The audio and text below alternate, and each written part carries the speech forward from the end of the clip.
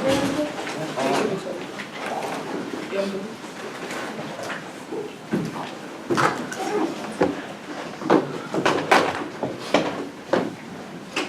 is everyone ready? Part 1 is the history of the law of white people. Natural law is at the foundation of American legal theory. It props up white supremacy. Mendenhall 13. American founders validated secession by natural law. Americans celebrated ideals and declarations were found difficult to implement. Philosophy and law had to be written so that equality was each subject to, but not each without scientifically inclined and politically enfranchised, shaped rhetoric and scientific ethics of the privileged whites. And the natural law of Western nations produced the myth of terra nullius, or land occupied by no one, the necessary retroactive application of the law that justified the clearing of land. Analysis of natural law on an international scale illustrates the unacknowledged violence that it propagates as a legal precedent is molded to lock in white interests and non-white erasure. Lissauer 5. There's 5 modes of acquisition of territory: genocified occupations, appropriation by state and territory, which is not time subject to the sovereignty of any state. According to him, this does not apply to territories uninhabited. Natives living under tribal organizations do not credit as a state for this purpose. Right in the 17th century found that native lands, though inhabited, were considered terra nullius. Occupation of vacant land as mode of acquisition of territory was introduced in neutrality. The age of discoveries bridge between Roman private law and new law of nations was a natural law. And the U.S. legal system is thus a settler colonial outgrowth that facilitates beliefs, practices, and institutional logics that undergird the racialization and hyper-exploitation of non-whites. Glenn 15. Settler colonialism is structure and framework for encouraging field states comparativity across regions in time, reveals system linked racialization management of Native Americans, Blacks, Mexicans, Latinos, and Asian Americans. Settler ideology justified elimination of beliefs, uncivilized indigenous were not making productive use of the land. Redness of native to despair compared native and become invisible, white consciousness, blackness being hyper-visible, whether the blacks are constantly present in imagined threat to whites and settler colonial social order, racializing certain groups of individuals and to justify subjecting them to exploitation extreme, violence, culture, rationalized, ensure settler security, and all the dogs of Mexican and Chinese. Settler ideology defined appropriate gender relations within the settler family, settler society, understood extreme gender interference as a mark of civilization, advantage over other frames and the strength of its history and full incorporation of native textiles. We discussed the connection and relationship among the various frameworks of the new awareness of understanding brought by the settler colonialism framework. Part 2 is the racism of plea bargaining. Plea bargaining props up racist hierarchies. Metcalfe and Chirico 17. Black defendants are less likely to plead guilty than white defendants. Case involving black defendants higher to receiving trial when the offense is more serious and power is more extensive than white defendants. Black males believe the worst value for the plea. Black males are disadvantaged system relies heavily on plea bargaining. These are multiple to proceed to trial. Method of peace religion is tied to level of trust and system. Black males for the judicial process with less confidence or the less amount of trust plea bargaining for blacks. Black records seem to offer a negative basis or case impact where doctors but not for whites. Black defendants may not be getting as good of an offer. Higher records attain key perceived odds of a charge reduction by 30.3 and 55.6%. PR record is based on arrest record of the discretion of police officers. Cumulative disadvantage in racially disparate terms. Lower values due for the plea make an image for going to trial when black males were subject to harsher penalties. Part 3 is the advocacy. Thus, the affirmative defends a world where the United States abolishes plea bargaining. The AF's analysis of and advocacy against plea bargaining is not a reformist move that tries to make the system better, but is an anti-state action against all natural law. Brick by brick, the enduring legacy of America as a whole must be abolished. We should not make claims of progress until that day arrives, but we must continue to undo the narrow horizon of the law. Farley 5. People will be able to liberate themselves only after legal superstructures begun to wither. When we can do that, judicial concepts will be strewn inside the narrow horizon of the bourgeoisie. Laws finally opening up the short progress with slavery is a long and slight reform. The rule of law slavery is the rule of law correction. Of slavery takes place in slave that time before its master was legally equal rights when law hoping for an answer. The law guarding the gates of slavery. A new segregation offered its origin. Knows the master would serve. After wait from slavery, see everything must go. Every law, remember, great house, plantation, all of it, everything. No request for quality and freedom will always fail because the fact that the union itself means the request will fail. Education cultivates our desire and direction of our hierarchy. Slaves for Chris, legal prayer, for equal rights, the text of law, dream moves. May tell a certain story, certainty of the story, absolute and constant of the story. The law, the rules, table manners do not matter. And pessimists must focus on demands on the state even if they are unsuccessful. Keeping two trains running is the only way to broaden the struggle for black liberation. Wilderson 16. The agitation of black people in the streets is no calibrate with the rhetoric analysis. Black theorists like myself. The agitation itself is open to place where more radical thought than reformist demands and BLM can articulate. College two trains running. BLM members ready to without pessimism only to a deep reading of black liberation. Struggles BLM members to read and write about Africans and well aware that pigs are actually the law, make the law, accountable to know themselves. However, you can as a community worker just shout out about pessimism that you can people in that community to follow you. Africans do not come from the academy even though it's rendered in highly theoretical language. And the AF's anti-state action is not just an act of resistance, it's an act of counter-sovereignty and refusal of settler sovereignty. Sturm 17. Repressive force generates resistance, including counter-sovereignty, that exceed more legal, authorized, recognized versions. One which she explores intimacy, linked modern notion of freedom and social order, becoming yet another space for every expression of low sovereignty. Theories of resistance and focus attention on how the absolute domination get reduced by those who reproduce. The refusal offers something else entirely, neither derivative nor reproductive, rather than outright reduction of the externally imposed logic of settler state sovereignty. Refusal is after material, historical, ideal, even pleasurable, act possibly more ontological than anything else in indigenous people existing on their unique way of being. Part 4 is how you make your decision to reject plea bargaining. If I learn that plea bargaining is part of a racist system, you reject the system in every instance, no matter the negatives impact about the racism of white people that gaslights victims of American racism. Stop making demands against the system just a little while longer. Our ethics must be undergirded by Afro anguish. Winters 17. Afro has been suggested as this position the only viable response to white supremacist logic. Lack in the uniform antagonist relation to the condition of possibility for meeting order and loss exclusion of black bodies. First, awareness of ways of black life is placed in Canadian social order is not incompatible with the freedom possibility of something different and better world in which black lives being find a place. Black world where your world will be perpetually made and undone by blackness. One of the more unlimited and will be impurity forces the bodies that never desire to be rooted in the world to be settled in any social order. English moves beyond optimism, pessimism, and economy. Finally, Afro language builds on the ethical implications of pessimism by connecting anti-blackness and perennial investment becoming coherent actors of shelter and underscoring all human desires to be whole and tamed and settled. Afro human success struggles against racism and forms of domination while a difficult willingness to let go of investment while acknowledging the impossibility of fully turning these aspirations fantasies. And The role of the judge is to engage in a praxis of Afro-English. This means you have to abandon your hope in the American dream. Hampton, 69. Politics ain't nothing, but if you stretch so long you can't go no further, then you know you got an antagonist or contradiction. When you take a contradiction to the highest level and stretch as far as you can stretch it, you gotta call war. Politics is war without budget, and war is politics without legend. I don't care how much theory you got if you have any practice applied to it. The theory happens to be relevant. Any theory you get, practice it. Maybe you think the pigs are going to be able to crush you, put enough pressure to squash them, maybe before it even starts. This time, and although some of us come from what I call petty moves between issues in society, working with people we've never had a chance to work with, maybe we shouldn't have to worry about court cases and going to jail. We say that even though all this luxury exists on the mountaintop, we understand that you people and your problems are right here in the valley. We live in the valley knowing that the people are in the valley, knowing that our plight is the same plight as the people in the valley, knowing that our enemies are on the mountain. And any topic disadvantage to the affirmative is not unique because it misunderstands the structure of black suffering. The neg performance and methodology would make black suffering inevitable, believing a system not built for them. The claim that plea bargains keep black people out of prison and the liberal courts will protect them is a white supremacist lie that makes black people always take the same L they've always taken. The state of black life in America is always subject to imprisonment. It's try or keep on dying for anti-state actions. Codes 15. The metal that it takes to liberate from the horror of our prison system from police force to transform to army so long war against the black body is not forged overnight. The right to break the black body as a meaning of sacred equality. The right has always given the meaning. They would see Prince Jones followed by bad cop through 3 jurisdictions, shot down, pushed my 4-year-old son as though he's real an obstacle. Eric Garner must have been in the last moments of his top state. He said it was killed. Cast your race where the wind is always at your face and the hounds are always at your heels. There were so many millions gone, and I knew that each children born in the same cage. Neighborhoods, elegant act of racism, killing fields, authored by federal policies where we are getting plundered of our dignity, our families, our wealth, and of our lives. Okay. Open for now sex. Cool. Okay, cool. What do you think the affirmative does? So, I think the affirmative is utopian demand on the system to... What is a utopian demand? What does that look like? I think this is best explained by the Afro-English arguments when they say that we should imagine better futures for black and brown people outside what of is the role of the negative? What is the role of the negative in this debate? To negate the affirmative and how? What does that look like? What does that look like? If you win that I'm a bad idea under okay, that's cool. What are the parts of anguish, like suffering and pain, that are important to the app? So I think your focus on like suffering and pain is kind of inaccurate. So Afro-English is not just this advocacy of like, let's all be sad. It's kind of the opposite. What does it says that the pain and the struggle of the past should not get the kind of last word. Struggle is going to be inevitable in a world system, but it should serve as the fuel, pushing us forward. How can white or white passing judges affirm anguish?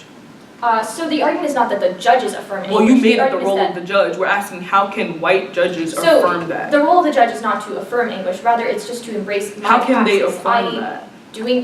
Recognizing that things like the app are a good idea and recognize that even though the system will always be messed up, black and brown people can create good things for themselves outside that. Your Farley evidence indicates that the law is some way subjugating black folk. How does the affirmative's defense of like legal processing to abolish plea bargaining not double turn the app? So the app is not some kind of like, so Farley is criticizing legal reformism, which is not what the app is. We don't say, let's abolish plea bargaining so that the world gets better, so that we have more equality, so that the legal system gets more fair. Rather, it just says that plea bargaining is a racist tool of a racist why is this system notion and of should be gotten rid suffering of brick by brick. Why does the app necessarily start on this notion of suffering? The app does not start on suffering. The Hampton card would indicate that because it says we need to engage in practices of like understanding English. How do we do that? Okay, the Hampton card is not about understanding practices of English. The Hampton card just says that when you are like thinking about things in the real world and you're trying to like fight against racism. So what is the starting point of the app? What is the starting point of the app? What is the starting point of the app? What is the starting point of the app? The starting point of the app would be my advocacy, the historiography of natural law, the way that the app begins. Does the courtroom/white jury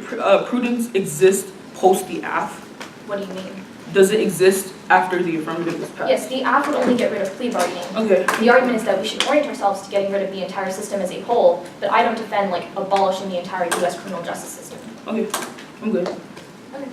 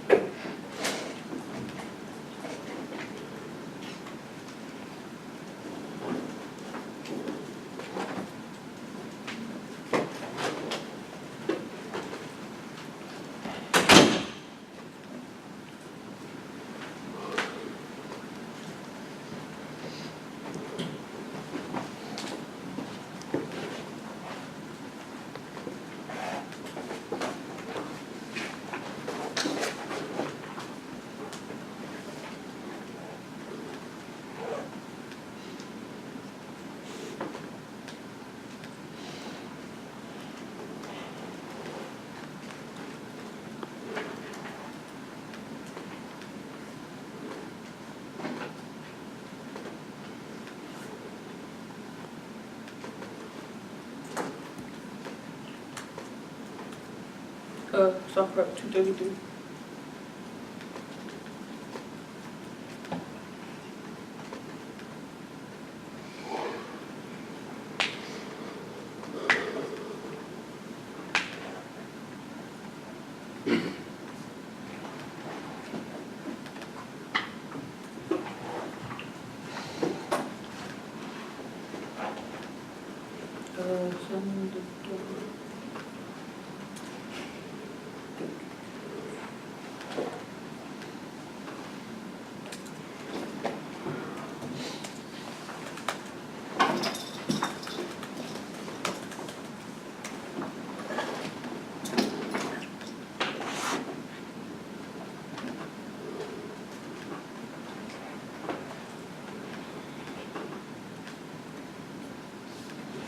Okay. So what's going on, please? Do you want to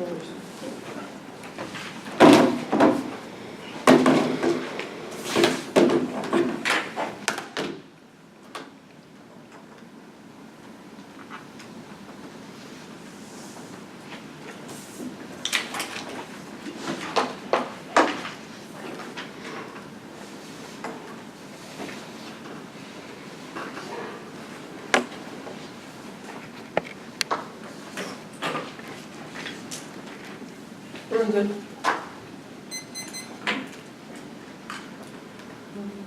Yeah.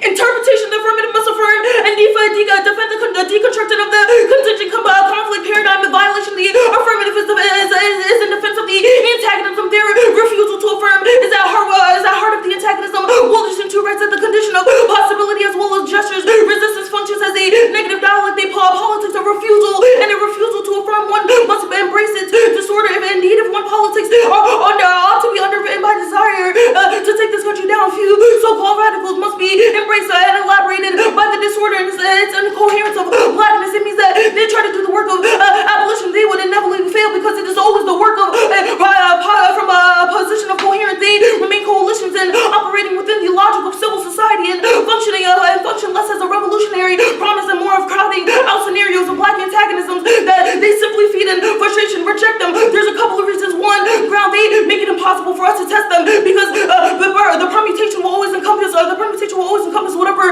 we say, and there will never inevitably be a conflict with the antagonism. Second would be survival strategies. We know that the world is anti-black. What are we going to do about it? And if we can't just juxtapose and compare the specific details of how reforms affect black people, then it's impossible for us to ever change the material conditions and challenge the violence that they talk about and see its topic education. The affirmative takes a position that perpetuates specific violence of black bodies. They kill the opportunities by defending a broad antagonism which normalizes that violence. Debate should be a useful place in which we can put our identities into the resolution and topic. The only way we can do this if we have a stable affirmative and negative ground. To abandon the resolution in favor for the convention based on debate only kills the ability to theorize anti-blackness in specific topics like the resolution. Evans 12 says that the mandate is minimal and the effects are negligible. One we need to come up with an interpretation of the resolution. The essence is required is necessarily to provide a core model of debate, and that is inclusive and transgressive. That means you can run up and down the court without dribbling, but the penalty must be called. And root debate is not vote debate. It is hot mess requiring a topical debate is better than no requirement. The point is to encourage many voices as a possible particular subject. This is radical. Your encourages avoidance. Encouraging research without engagement is classical whiteness. This method of research and debate should be rejected at all costs. There is nothing radical about your 1AC. It continues to participate in current debate structures and tend to be political, but fail to address the materiality of anti-blackness. They're failing to ground on your discourse into a stable advocacy and of an action that sustains privilege and oppression. Evans writes that discourse are not once for all powers to raise up against and any then silence them. We must allow for a complex, unstable process where discourse can be both instrument and a point of resistance at a starting point. And their failure to ground discourse in materiality, privileges, those subjectivity and agency have never been subjugated. We must look towards the material consequences of our actions and inaction to account for the ways of certain performance maintain power. On cases, the empathy The F reinforces the violent empathetic identification, which requires violence to be done to the black body in order for you to affirm, in order for you to necessitate the politics of what it means to be black. Hartman 97 says that although the fantasy accumulates outcries against slavery, this flight of imagination and slipping into the captive's body unlatches the slipperiness, the projection of one's personality into an object that with attribution of the object and one's emotion in making his suffering his own. He begins to feel for himself rather than for whom they designed to reach, and exploiting the vulnerability of the captive body becomes a vessel to use of others, and the humanity extended for the slave confirms desires of the chattel slavery inconceivable but unimaginable. Both the ease of possessing based on enslaved body ultimately lies the idea of understanding the acknowledgement of the slave's pain. Efforts to counteract the commonplace of callousness to black suffering requires the white body to be positioned in a place of blackness in order to make the suffering visible and intelligible. Yet, if there becomes a clear that empathy is a double edge for making other suffering one's own, this suffering is concluded by the other's obliteration. The affirmative doesn't do jack shit. Black people are never in juries, and jurors are scared. This non-uniques all of the effects of plea bargaining because niggas will be prosecuted anyways. This is analysis coming out of Vegas says that hundreds of black men have been convicted and exonerated for crimes they did not commit. Black people are more likely to be wrongfully convicted than white people and spend longer times in prison. Plea bargaining benefits and prevents the families of those potentially be convicted of trauma. This only links back to psychological violence. Psychological violence. And McDonough 79 says that by copping a plea, the defendant and his family are spared in the spotlight of public trial. The emotional trauma that such trauma may inflict and further the outcome of the defendant's case and in advance of the trial and his faith is not the subject but the uncertainties of the jury's decision. We're going on to the specific line by line of the affirmative. So starting on case top. First extend the Hartman that they make blackness a spectacle. They mean that we should look towards the experience of black people, exactly treating it like a commodity. That's a reason to negate. First on the Mendel analysis, she says that natural law is a part of the foundation of American legal theory. However, we don't disagree with that. It's a question of starting points. You say we should look towards the suffering of anti-blackness or the suffering of blackness in the first place, which is contingent upon blackness and the death. But going on to the second the Glenn 15 card. She says that the legal system is thus a settler colonial. Rather, the interpretation of the affirmative says that you should be able to deconstruct notions of what it means to be contingent paradigm. We say that we are controlling the uniqueness aspect of this question. It becomes a question of how do we disrupt spaces of whiteness. We can agree with the affirmative on the impacts or the solvency, the impacts coming out of the affirmative. Like we can agree that white people are racist. It's a question of how do you solve for the problems. The interpretation of the affirmative is a unique starting point as to why you should reject the app. We say don't focus on black suffering. You only materialize and look at us as obstacles, as spectacles, and you are able to dissect us. That is the questioning of the neg. You should reject the methodology. You can cross-apply the grounds, or you could cross-apply the grounds in the solvency mechanism. You say you rely on this blackness suffering to be able to uniquely exemplify why blackness is contingent upon demise.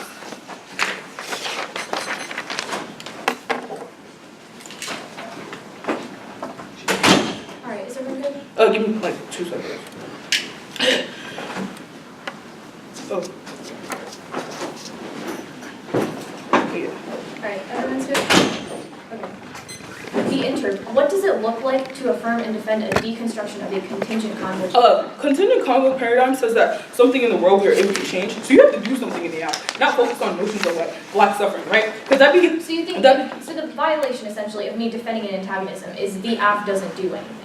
We would say that you defend an antagonism that is bad for blackness because you start on points of like what it means for blackness to be suffering, right? That is the notion of antagonism. Okay, what does it mean to do something? To do something would be reject the app and vote negative because it specifically talks about. What do I have to do? What would it be for me to do something? We would say you already lost from the 1AC because you defend. I don't care. Tell me what I should have done in a different route. I care. You already lost from the 1AC.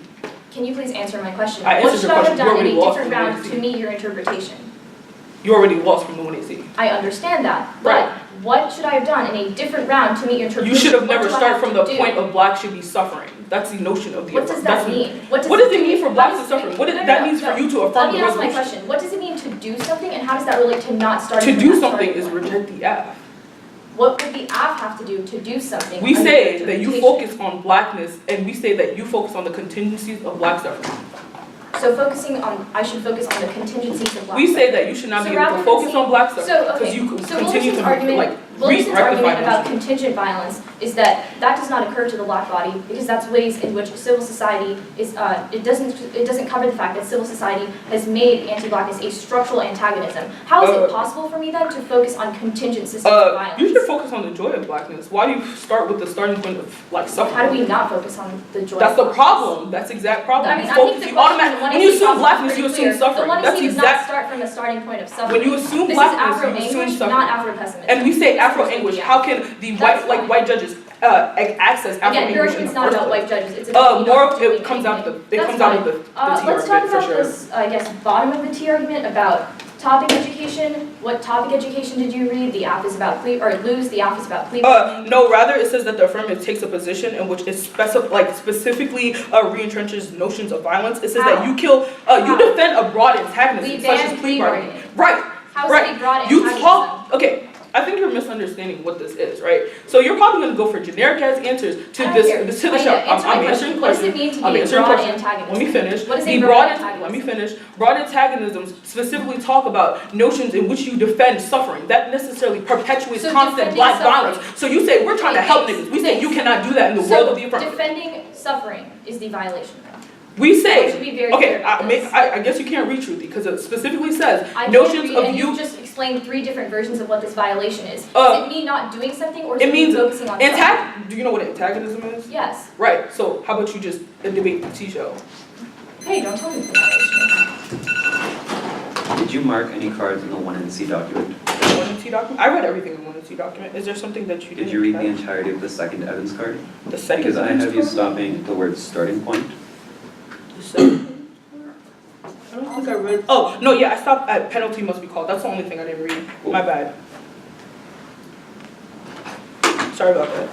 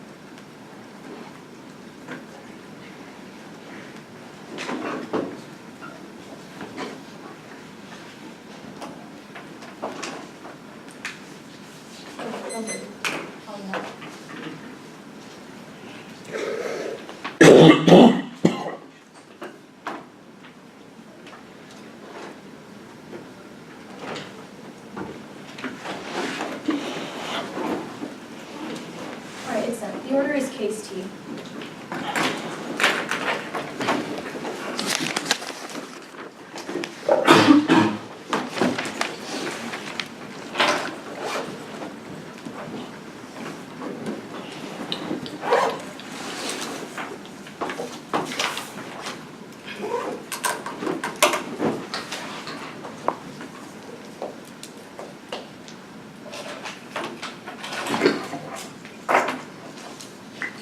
You said case T, right?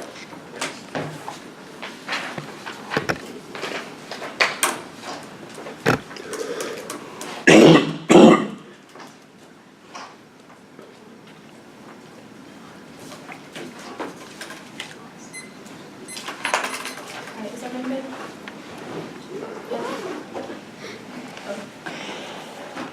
The 1NC is based on a fundamental misunderstanding of what the 1AC does. We do not start from a point of suffering, nor do we not do anything. We defend addressing a specific modality of anti-blackness, even though anti-blackness is a larger structural antagonism. That's why the 1AC talks about the racism of plea bargaining and applies it to a specific advocacy. But also, we do not start from a starting point of suffering, because the argument of Afro-English says that we should not let this suffering win. Rather, we should start from points where black and brown people have done good things for themselves outside of the system. Things like hope, things like love, that they have done for themselves outside of that, which means our starting point is not that of suffering. They've also conceded the role of the judge, which means you should automatically evaluate this to be under my framing, because we are the only one that has offense. Now the case proper. First, they say that I'm a bad starting point, but they conceded that they misunderstood my starting point. The starting point is not affirming black suffering, nor to say that we focus on black suffering and make it a spectacle. The one is about rejecting that. The 115 evidence is talking about how blackness has become hyper-visible in civil society, and we should reject that, because it renders other groups invisible, and it also renders the anti-blackness that other groups might do to black people invisible in the first. It means the 1AC is about recognizing the reality of the system in which blackness is forced to overperform, which means we already stand against that kind of commodification, where you try and get rid of that hypervisibility by recognizing that the system does these kinds of messed up things. Now, the Hartman evidence. 1.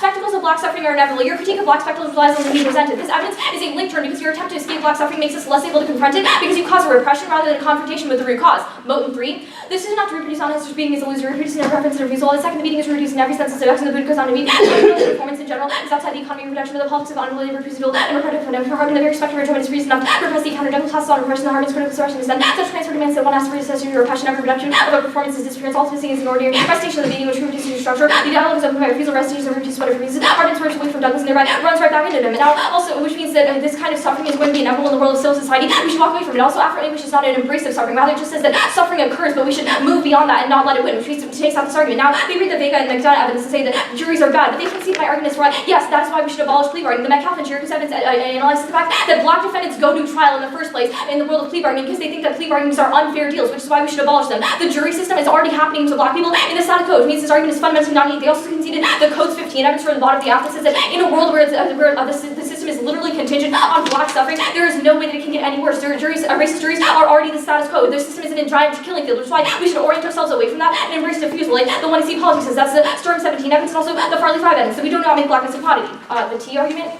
First, the violation is very unclear. There's essentially two things that I got from cross-examination. The first was that I start from a starting point of suffering. The second was that I don't do anything. But I meet both of these violations. The first is that we do not start from a starting point of suffering. Afro-English recognizes that suffering is in the status quo, but says that we should not let that win. Rather, we should move beyond that. We should say we still have to do things regardless of that, and we should move on and come up with strategies outside of that and hope that black and brown people can do for themselves outside of that, which means we're not starting from a starting point where, oh, it's always bad and it's always sad and we should always embrace this kind of suffering. But also, I meet their second violation. The act literally does something. We defend analyzing a specific modality of anti-blackness and say that we would ban plea writing, which means we do something under interpretation. Also, their violation says that we have to defend an antagonism, but counter-interpretation. The act may defend an antagonism if they have a specific advocacy related to a modality of that antagonism. Even though anti-blackness is always a larger structure, the NYC is still talking about it within a specific context, i.e. plea bargaining and the legal system writ large, which means our advocacy should be enough for them to generate all of their ground, which means it's also their offense, because we are talking about the topic education. We also are addressing a survival strategy of embracing Afro-English, which means it's also their offense. Now, their Wilderson 2 evidence says that we do not test the app because the app is an antagonism and says we should embrace a policy of refusal. But this is literally the app, and you should vote app on this T interpretation, because that is the Sturm 17 evidence. Our orientation towards the system says that we must divest ourselves from it, and that policy of refusal and making demands on the state is what the 1AC endorses. When indigenous people go to the government and say you should repeal these treaties that say that I can't have sovereignty on my own land, or say that my life does not matter, that is an act of refusal, that is an act of refusal. It means the 1AC performance is net better than the T interpretation because they were trying to constrain our advocacy, and it also means that under my framing, I've already won that my performance is a good idea. Now, all the other arguments, the evidence arguments do not make any sense in the context of your interpretations, because these are not net benefits of your interpretation. I literally defend any discussion of the topic in plea bargaining. Evidence is arguing about how we need to have specific discussions, and I'm having a specific discussion of modality of anti-blackness. Also, the last argument said the violation is very unclear. Don't allow me to in our arguments, keep me used to your arguments. Thank you,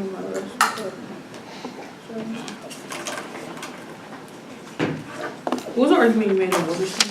The argument was that this is BF. When he was talking about how we should embrace the politics of refusal, the Stern 17 evidence outlines that BF is that.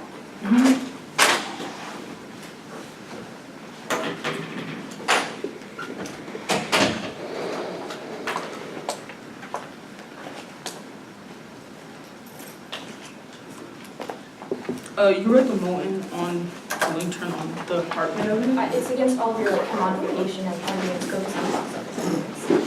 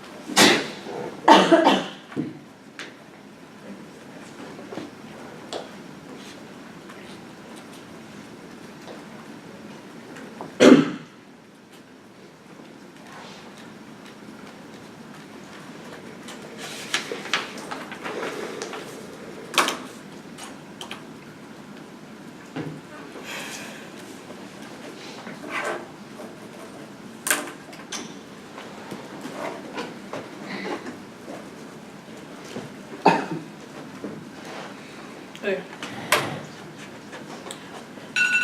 The order's gonna be overview,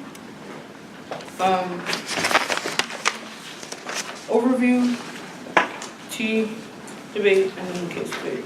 How long is the overview? Should it be on a U sheet or a It's gonna be- page? You can flow the overview on the T.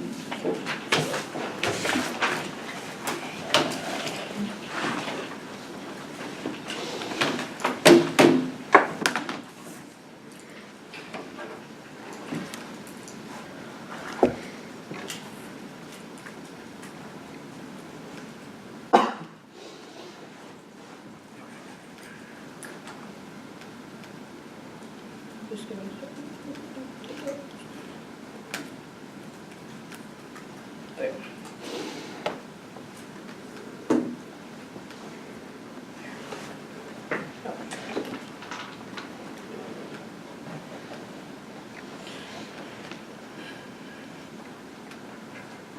You good?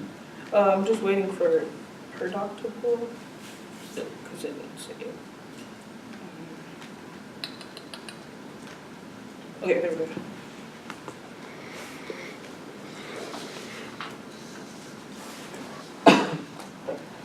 Everyone good? Okay, cool.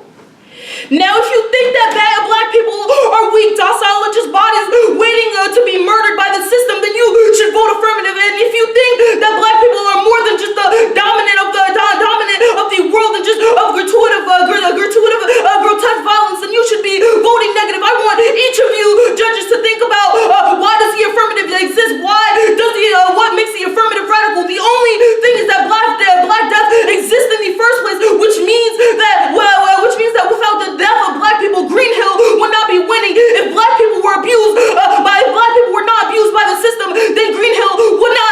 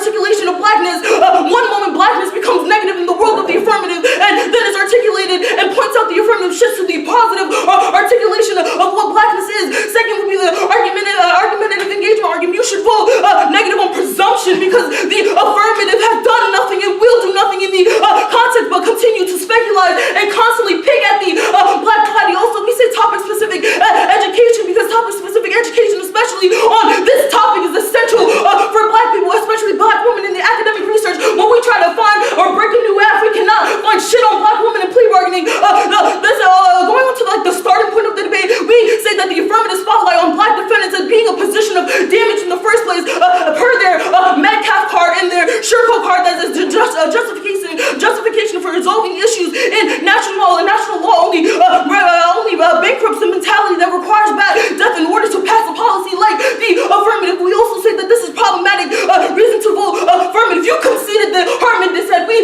specifically said it's an empathy dissent. You tried to refute Hartman with Moen, but there are two different subject lines here. We specifically said extend the Hartman analysis because we say gratuitous violence. We said the gratuitous violence must be constitutive of the affirmative in order to make pain access to black folk and ineligible. Your politics necessitates anti-blackness in order to push the affirmative forward.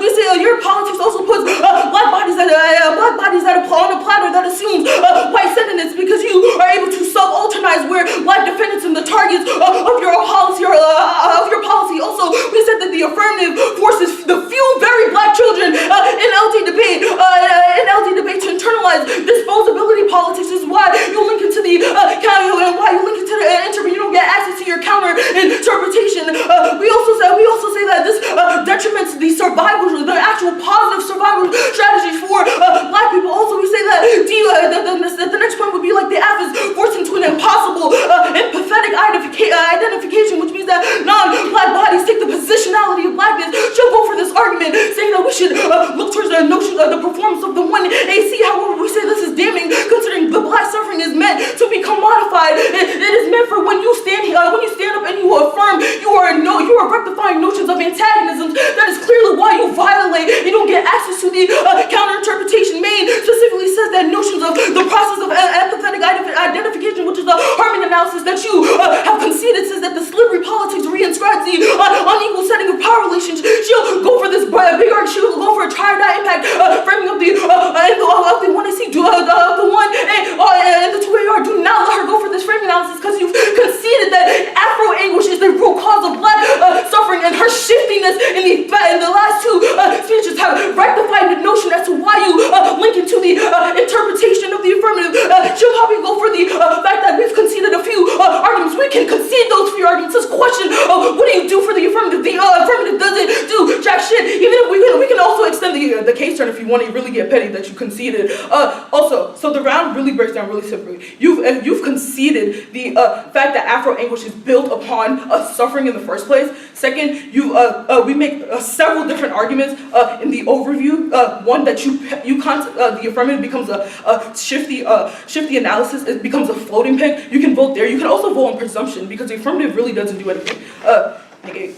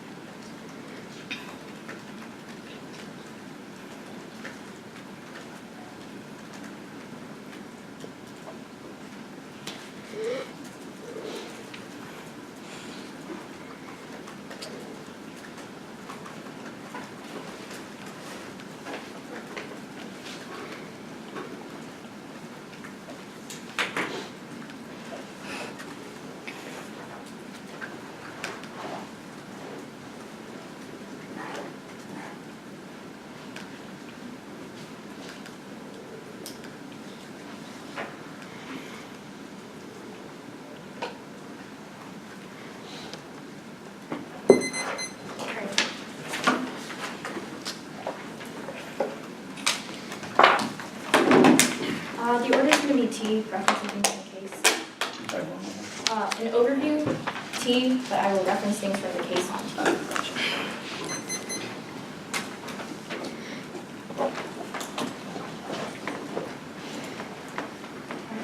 Is everyone good? Okay.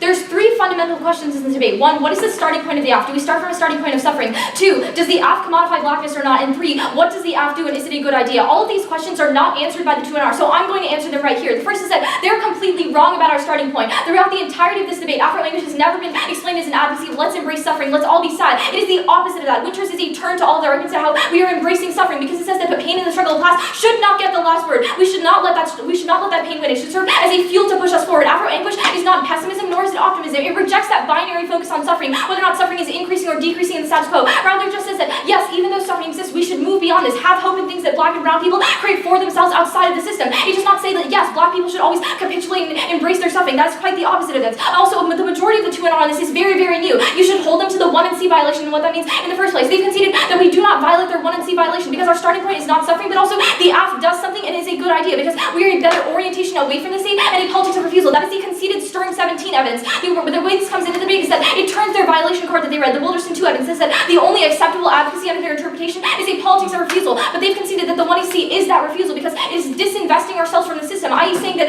yes, our lives have matter. We can make demands on the state that say that the state is bad and we should change that by moving away from the system in the first place. When indigenous people go to the state and say that you should repeal these treaties, that's what the AF does in the first place. So we are a better politics of refusal under their own interpretation. But the next three arguments are about the commodification. They've conceded a massive link turn to the commodification evidence. That is the Moten 13 evidence, or Moten 3 evidence. Their only argument against this is that Moten is not the same thing as Hartman. But yes, Moten is criticizing Hartman. They are not the same thing. Moten's argument is that when you try and run away from black suffering, i.e. do things like the floating pig, this is a major disside to that because it always reproduces itself. Your argument about how we need to run away from black suffering requires that you present the idea of suffering existing in the first place, which means, one, this argument is not unique because you're presenting suffering. Two, you would not win rounds if you did not present suffering either. This argument is fundamentally not unique, but also, two, the argument is that when you try and move away from that, we can't ever achieve that starting point of joy because we are always going to have suffering reproduce itself because we never confront and deal with that, which means under the role of the judge, Afro-English is a net better way of dealing with suffering. It does not embrace suffering. Rather, your own advocacy and floating pig does because you try and disinvest yourself from it, but that does not work. The third argument is what does the AF do? They say vote on presumption because the AF doesn't do anything, but the AF is a fundamental disinvestment from the system. They've conceded the counterinterp